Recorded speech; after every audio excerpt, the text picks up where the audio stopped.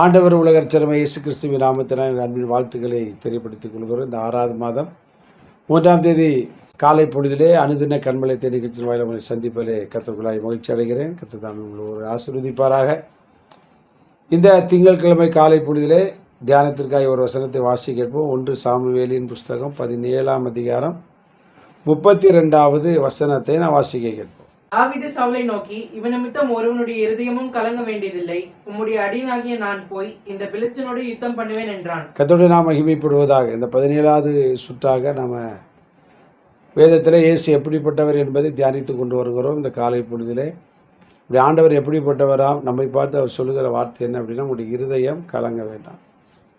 தாவீது ஜனங்களை பார்த்து சொல்லுகிற வார்த்தை, கோலியாத்தை கண்டு ஜனங்கள் பயந்து கலங்கி என்ன செய்வோம், இவனை ஒன்றும் செய்ய முடியலையே அப்படிங்கிற ஒரு கலக்கத்தோடு இருக்கிறாங்க. அவனை கண்டாலே பயந்து ஓடி ஒளிந்து கொடுக்குறாங்க. யார் அப்படின்னா, ராஜாவாகிய சவுல் உட்பட பயந்து கலங்கி வாசிக்கிறோம்.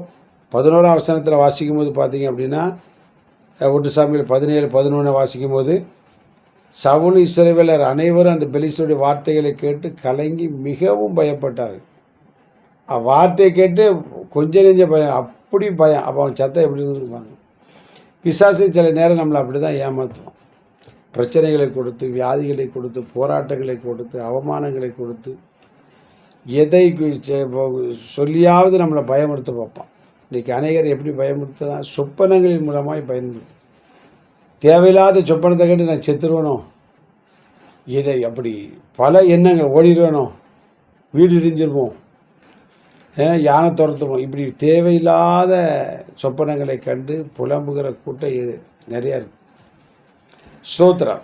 ஏன்னா சாத்தான் அநேகரை பயமுறுத்துகிறான் பல விதத்தில். பூனை குறுக்க போனால் பயப்படுத்தான், இருதய கலக்கம். இன்றைக்கி என்ன நடக்குன்னு தெரியலையே. காலையிலே கை தவறி எண்ணெய் கொட்டிட்டா பையன், பால் சிந்திட்டா பையன், தண்ணி சிந்தி, ஒவ்வொன்றுக்கும் ஒன்று வச்சுருக்கான் நம்ம ஆள். ஸ்தோத்திரம். இதை கேட்க அருமையான தேவனுடைய ஆண்டவர் நம்மை பார்த்து சொல்லி, இதெல்லாம் நினச்சி உங்களுடைய இருதயம் கலங்க வேண்டாம், நான் பார்த்துக்கிட்டு தாங்க. இந்த பிசாசனவன் பல விதத்தில் எந்த காரியத்தை கொண்டு வந்து உங்களை பயமுறுத்தினாலும் கலங்கப்படுத்தினாலும் நான் பார்த்தேன். பாருங்கள், ஒரு தாவீதை அனுப்புனார். இஸ்ரவேல் ஜனத்துடைய இருதயத்தினுடைய கலக்கத்தை மாற்றுவதற்கு ஆண்டவர் யார் அனுப்புகிற, ஒரு சின்ன தாவீது. அவன் யுத்த வீரனா அல்லது அவரோட யுத்தம் பண்ணியிருக்கிறான். எங்கே அப்படின்னா, காட்டுக்குள்ளே சிங்கத்தோட கரடியோட. இங்கே வெண்கலத்தால் மூடப்பட்ட ஒரு உருவமே வந்து நிற்கான். ஏறக்குறைய 9 அடிக்கு மேலே இருக்கான். ஆனால் அந்த தாவீதை கர்த்தர் யுத்த காலத்துக்கு கொண்டு வந்தால், தாவீது ஜனங்களை பார்த்து சொன்ன, விருத்தமில்லாத பெலிஸ்தீனுக்கு பார்த்து நீங்கள் ஏன் பயப்படுறீங்க, நான் பார்த்துக்கிறத, நான் போட்டு தள்ளிடுறேன் அப்படிங்கிறான். தான் சொல்கிறான், ஒருவனுடைய இருதயம், நான் போய் அவனோட யுத்தம் பண்ணு. அப்போது கர்த்தர் நமக்காக என்ன செய்வார், யுத்தம் பண்ணுகிறவர். நம்முடைய இருதய கலக்கத்தை மாற்றும்படியாக அங்கே வேதவாசி இஸ்ரவேலுக்காக கர்த்தர் யுத்தம் பண்ணினார். பல இடங்களில் வாசிக்கலாம். யோசுவா புஸ்தகத்தில் பார்த்தீங்க அப்படின்னா, கர்த்தர் நின்று என்ன செய்தார், யுத்தம் பண்ணார். சோதரர் யோசுவாவுக்கு இஸ்ரவேல் தமது ஜனத்திற்காக யுத்தம் பண்ணி வெற்றி கொடுத்து கர்த்தர் அவர்கள் என்ன செய்திருக்கிறாரு, உயர்த்தி வைத்திருக்கிறார். இதை கேட்க அருமையான தேவனுடைய பிள்ளை, எதை கண்டும் பயப்படாதீங்க. இந்த வாழ்க்கையில் என்ன நேரிட்டாலும் தேவ சித்தமில்லாமல் நேரிடாது. கோலியாத்துடைய பயமுறுத்த வார்த்தைகளை கண்டு பயப்படக்கூடாது. எசேக்கியா ராஜாவை குறித்து ஏசாயா 37ஆம் அதிகாரத்தில் வாசிக்கும் போது பார்த்தீங்கன்னா, ஏசாயா 37:6-7 வாசிக்கிறப்போம். அப்பொழுது ஏசாயா அவர்களை நோக்கி, அசீரிய ராஜாவின் ஊழியக்காரர் என்னை தூஷித்ததும் நீ கேட்டதுமான வார்த்தைகளினாலே பயப்படாதேயும்.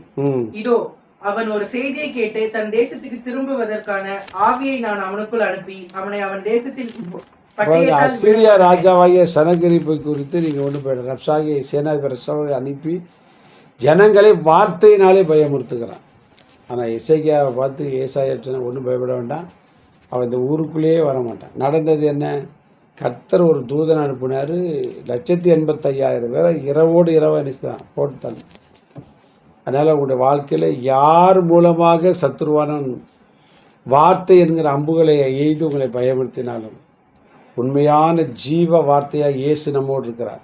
நமக்காக யுத்தம் பண்ணுவார், எதிரிகளை ஒன்றுமில்லாமல் ஆக்குவார். தேவ சமாதானத்தை சந்தோஷத்தை தந்து நம்ம நிச்சயம் நடத்தும். நாம் நல்ல பிதாவே, ஆண்டவரே உம்மை ஸ்தோத்திரம். பயத்தை கலக்கத்தை மாற்றுகிற தேவனாக இந்த வார்த்தை ஒவ்வொருடைய வாழ்க்கையில் இருக்கிற பயத்தை கலக்கங்களை மாற்றி சமாதானத்தை சந்தோஷத்தை கொடுக்க போகிற அப்படின்னா இயேசுவின் நிமித்த ஜெபங்கள் நல்ல பிதா. ஆமென். கால்பேசி நாளை காலை அனுதின கர்மலிதினை சந்திக்க வரைக்கும் தேவ கிருபை நம்மை தாய் நடத்துவதாக. ஆமென்.